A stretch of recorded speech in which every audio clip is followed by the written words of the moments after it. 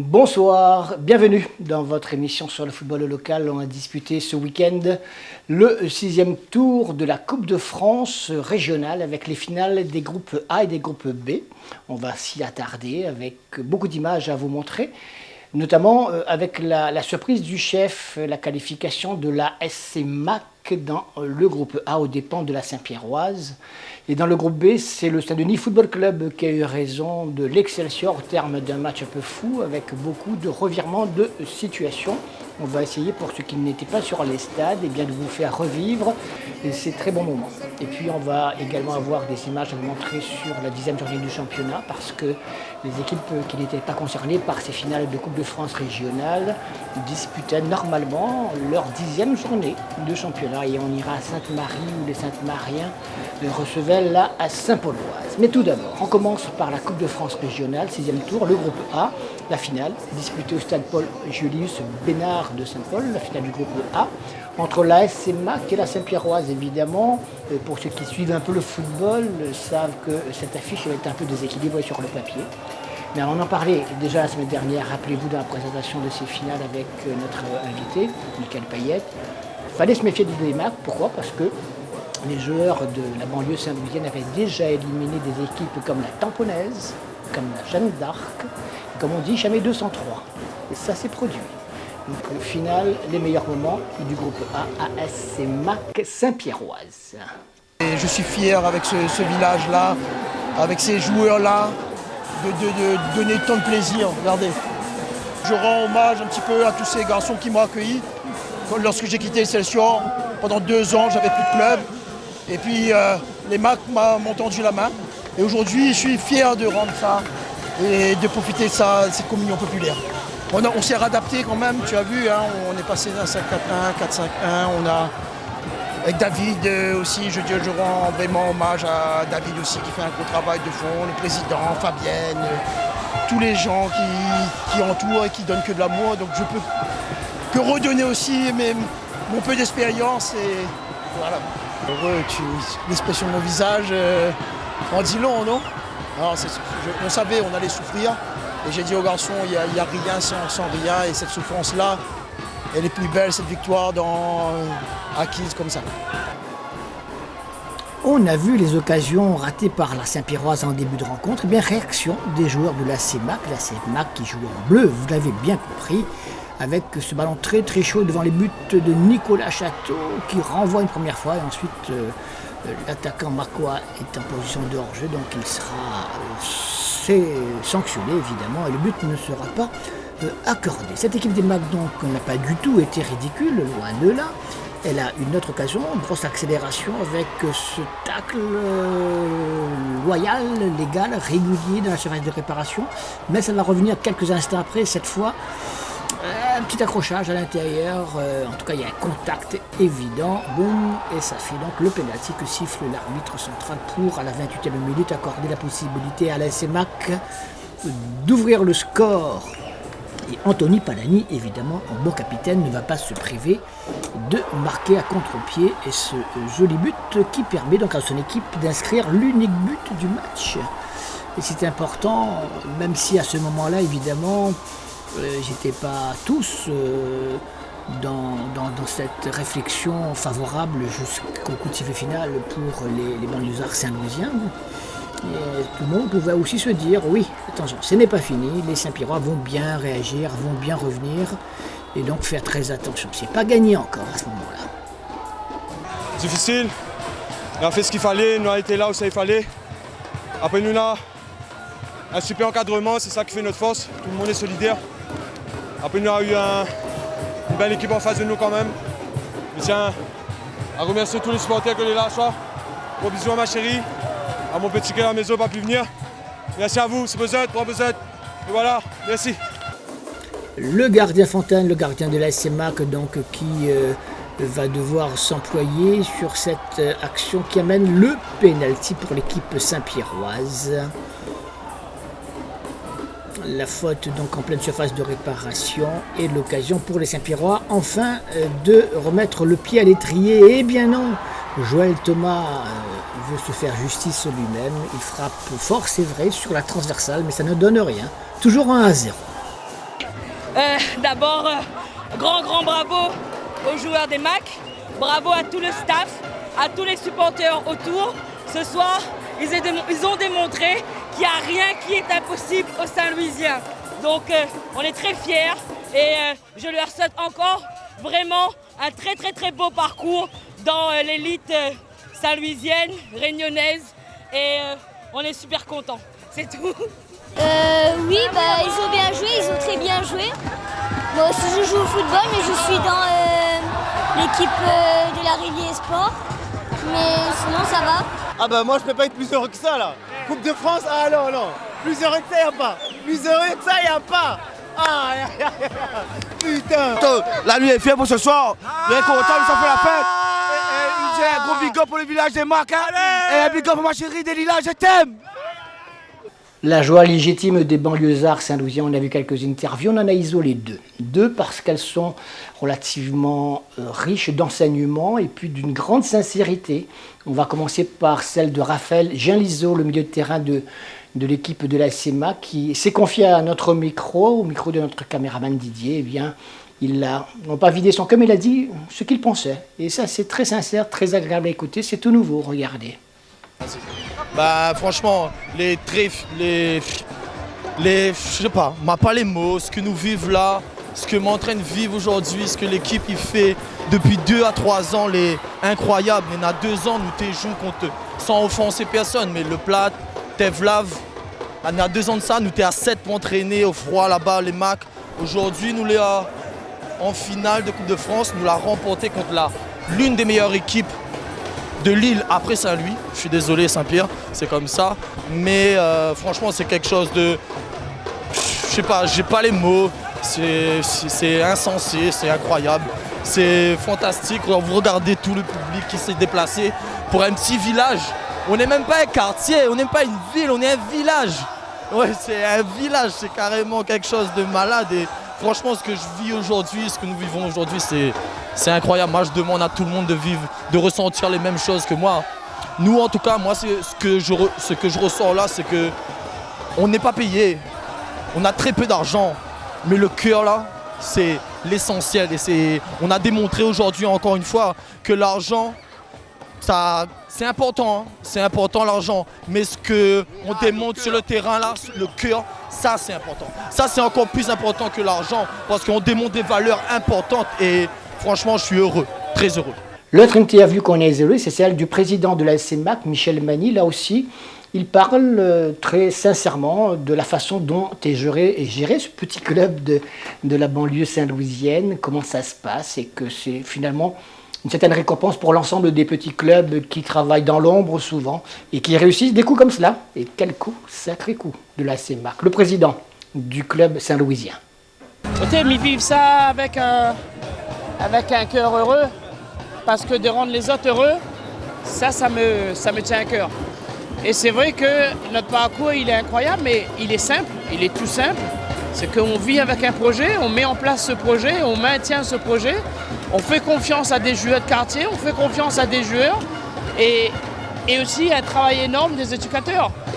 On a des bons éducateurs qui font aussi un travail et ce soir, on a encore prouvé, voilà. Moi, depuis 5 ans, je suis là. Et depuis 5 ans, voilà, on a cette fierté-là de ramener toujours un petit truc sur les Macs. Voilà, les Macs existent, le football, il est grand. Et ça ne nous appartient pas, ça revient à tout le monde. Ce soir, on a prouvé un petit peu que les équipes de quartier, il y a des bons joueurs. Il y a des gens que, si on fait confiance en eux, c'est possible qu'ils réalisent du bon football. Les Macs, c'est quoi le projet? C'est si on fait confiance à un joueur, on fait confiance à sa famille. Si on fait confiance à sa famille, tout est possible. Et on n'oublie jamais la famille. Et la famille, on le tire là dans les tripes. Vous savez, ces joueurs-là, pendant la semaine, pendant 3 fois la semaine, ils viennent à l'entraînement et ils quittent leur famille, que leurs enfants, et ils viennent et ils s'entraînent. Donc ce soir, je crois qu'on a fait plaisir aux joueurs, mais on a fait aussi plaisir à leur famille. Et comme vous voyez ce public-là aujourd'hui, on se dit, voilà, la mission est réalisée. Maintenant, on va être encore, j'espère, dans la lumière pour que ça dure. Mais quand ça va arrêter, ça va arrêter. Et quand ça va arrêter, on va recommencer à refaire un projet. Parce que la vie, c'est ça. Il faut se battre tous les jours. Il faut avoir des projets. Et la CMAC, le projet de la CMAC, c'est ça. Je remercie tout le monde. Je remercie la mairie Saint-Louis qui nous a aidés, Madame le maire et tout son staff, on va dire ça comme ça. Je remercie les Marquois, hein, parce que je suis Saint-Lusien, mais j'étais accueilli avec les Marques depuis 5 ans, 6 ans, et ils m'ont bien accueilli. C'est un petit quartier vraiment bien, avec des gens qui s'investissent. Et je suis heureux ce soir parce que je suis Saint-Lusien, j'habite à Saint-Denis, mais la fierté est là. J'ai de pensée pour tout le club de Saint-Louis parce que on a prouvé ce soir que la Saint-Lusienne, même s'il est en difficulté, ça reste notre équipe, ça reste l'équipe de la ville et c'est notre équipe. Mais je pense aussi aux autres équipes de quartier, de la Rivière Sport, Saint-Étienne, l'AF qui nous a montré l'exemple en tant que quartier, c'est un exemple pour nous. Mais ça prouve qu'à Saint-Louis, le sport est encore vivant, le football est vivant et qu'aujourd'hui on a une pensée pour la Saint-Lusienne parce qu'ils étaient en difficulté, mais ça reste notre club de cœur et ça restera toujours notre club de la ville. Mais on a prouvé que aussi dans les quartiers, il y a des jeunes qui évoluent, il y a des bons éducateurs, il y a des présidents qui chaque année se battent. Voilà, on a prouvé un petit peu, mais on veut surtout représenter tout le football de quartier parce que, vous savez, ça fait 10 ans, on était en D4, il ne faut pas oublier. On était en D4 et quand vous êtes en D4, crois-moi, il y a beaucoup de petits clubs en D4 qui se battent tous les jours pour être là à notre place. Donc on a montré l'exemple ce soir que tout est possible si vous avez un projet. Donc croyez à votre projet et tout, on va réaliser tout. L'autre finale de la Coupe de France régionale, 6e tour, celle du groupe B a opposé au stade Michel Volney de Saint-Pierre le Saint-Denis Football Club à l'Excelsior. Quel match! On en demande tous les dimanches, avec beaucoup de buts, il y en a eu 5 au total, les Tunisiens l'ont emporté au final, mais avec beaucoup de revirements de situation, beaucoup de jeux, beaucoup d'envie, une bonne ambiance. Et au final, donc, un beau spectacle que je vous propose de partager si vous n'avez pas encore vu quelque part. Saint-Denis Football Club Excelsior, finale du groupe B de la Coupe de France régionale, 6e tour. Allez, c'est parti pour un grand format sur cette finale avec, vous le voyez, du côté des tribunes de l'Excelsior un peu dégarni. La mobilisation n'a pas été complètement réussie, alors que du côté du Saint-Denis Football Club, les Tunisiens ont fait en plus grand nombre le déplacement. Les deux capitaines, Guichard et Gaël Payette, donc pour le TOS, et deux équipes qui se respectent et qui ont envie de bien jouer. Ce sont les Dionysiens, tous deux jeunes vêtus, qui sont les premiers à l'attaque, vous le voyez, devant la cage d'Alexandre Catherine, ça chauffe, mais ça chauffe également devant la cage du jeune Johan Médor. Ici, personne ne reprend ce long centre fuyant sur ce coup franc. Donc toujours 0-0. De l'engagement, il y en a eu. C'est un geste là qui va valoir à Gondin un carton jaune. Mais le geste n'était pas très réussi, on dira. Mais bon, ça reste à peu près dans les limites. Là, c'est un joueur de l'Excelsior qui se retrouve au sol. Donc beaucoup d'engagement de part et d'autre au cours de ces quelques 20 premières minutes. Et finalement, les choses vont un peu se calmer. Voilà, on se donne comme la main pour s'entraider. Ça veut dire qu'on va peut-être trouver des solutions différentes. Des solutions différentes, c'est donc des actions de but et des buts surtout. Et les Tunisiens sont toujours les plus dangereux quand même avec ce centre de jouet d'amour que personne ne peut reprendre. En tout cas, pas Mamadou Diallo qui ne comprend pas pourquoi il n'a pas touché ce ballon.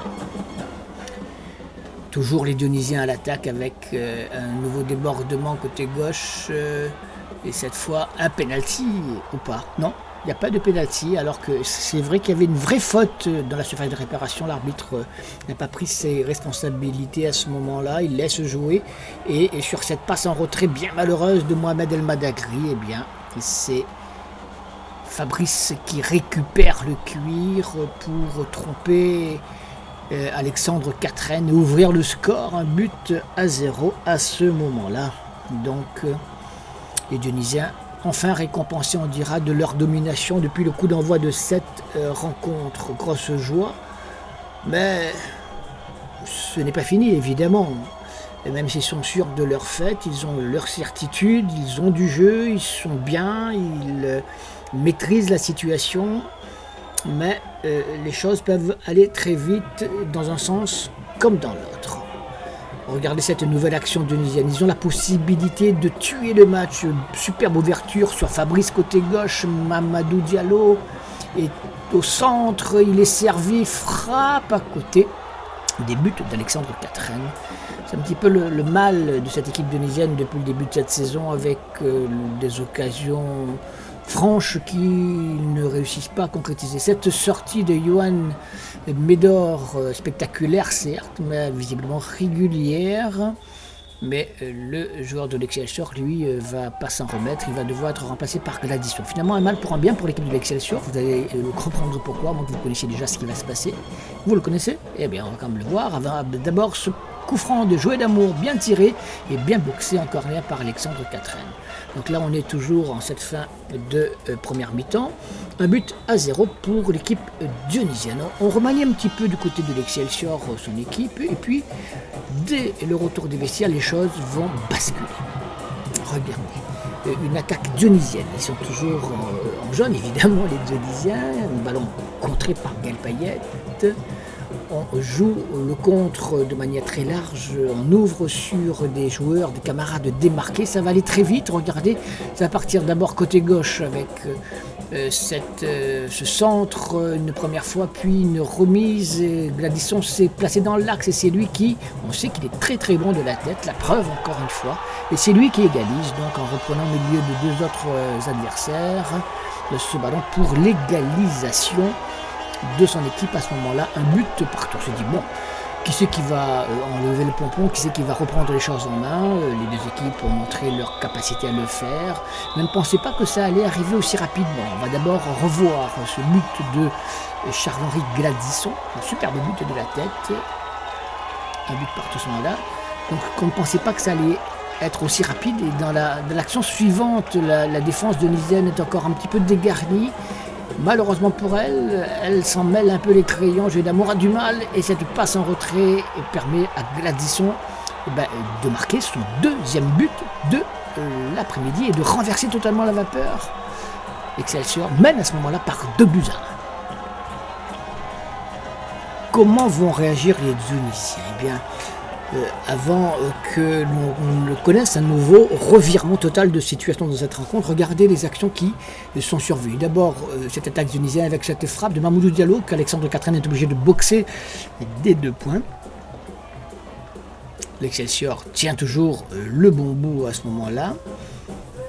Les Dionysiens sont toujours à l'attaque et sur cette reprise, une première fois ratée, le ballon qui va revenir, mais ce qui est important de noter, c'est la blessure de Swahili sur cette action.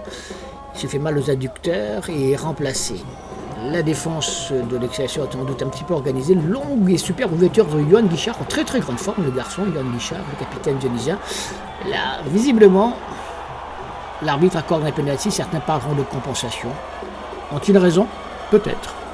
Toujours est-il que ce penalty offre la possibilité au Saint-Denis Football Club de marquer un deuxième but et donc d'égaliser. Puisque l'Excelsior, je vous le rappelle, à ce moment-là même par un but, par 2-1. Or, qui va le tirer? C'est Mamoudou Diallo qui prend ses responsabilités. C'est juste, mais c'est fort et c'est bien. Et cela fait donc 2 buts partout.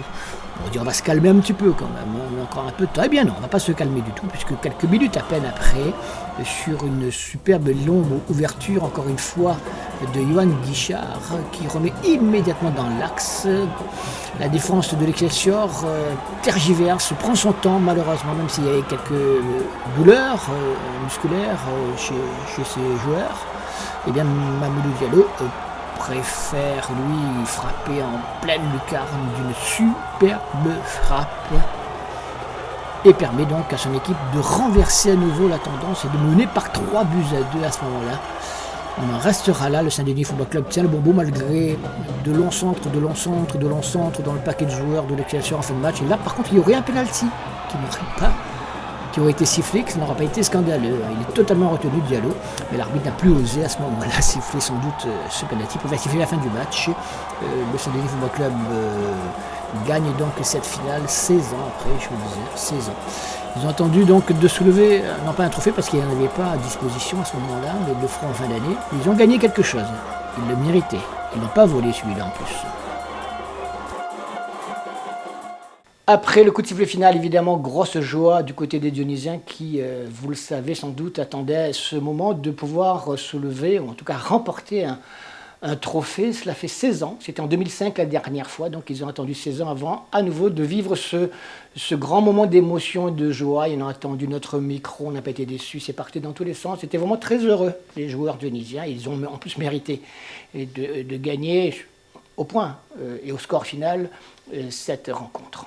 Heureux puisque on ne s'était pas mis une pression extraordinaire, mais on avait construit une équipe pour arriver à au moins une finale et de la gagner, c'est encore plus honorifique dans le sens où cette équipe a été construite correctement avec le président, avec son comité directeur et on a su mettre les pions là où il fallait pour arriver à quelque chose. Et c'est une délivrance cet après-midi parce qu'on n'a pas commencé la deuxième mi-temps correctement. On était mené très rapidement, en 5 minutes je crois. Et la réaction des joueurs après ces 2 buts-là était formidable puisqu'on finit avec une victoire. Très très heureux. Très heureux parce que pour les gens de Sagny, parce que nous sommes de Sagny, on a grandi Sagny, on a joué avec la plupart des joueurs ici. Et aujourd'hui les présidents nous forment qu'un, on est vraiment tout le monde ensemble et c'est ça qui fait plaisir. On a un peuple avec nous, on a un peuple dionysien. Le premier c'est surtout mon équipe, le staff dirigeant, la mairie de Sagny, Madame la maire qui soutient moi et on remercie beaucoup tout le monde. Voilà. Et au final ça a payé, il y a eu le penalty. Et il faut dire qu'il n'a pas sifflé le premier penalty en première mi-temps, donc là il nous l'a redonné en deuxième mi-temps. Et on égalise et après il y a un but qui vient d'ailleurs, je ne sais pas d'où ça vient. Après il faut dire que le stade je le connais.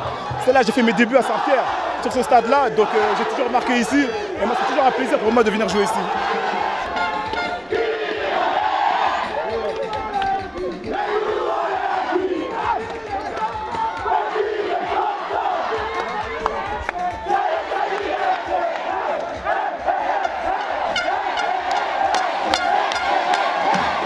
Oui, exactement, mais bon, l'équipe a su réagir et ils ont été très costauds, il faut les féliciter et j'espère que c'est que le début d'une belle aventure et puis voilà, mais bravo à eux surtout.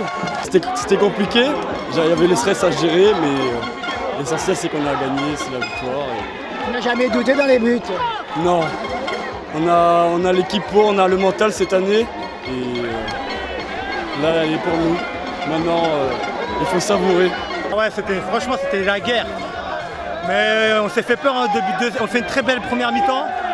Après on se fait peur en deuxième mi-temps. Putain, on prend 2 buts très tôt. Du coup, heureusement qu'on n'a pas douté, on n'a pas lâché, on a toujours été de l'avant, on a été conquérant. Et devant, on a vraiment été efficace, déterminant. Et je pense que c'est grâce à ça qu'on a pu égaliser et après marquer le deuxième. Mais franchement, on a été très costaud. Aujourd'hui, on a vu un autre Sagny avec d'autres qualités. Et on a fait preuve de caractère, on a montré qu'on pouvait non seulement jouer au ballon, mais quand il fallait être solide, on a montré qu'on pouvait être solide aussi. Tout était réuni, il y avait le public, il y avait une bonne équipe, on est une belle équipe. Le scénario du match a fait que c'était une belle finale.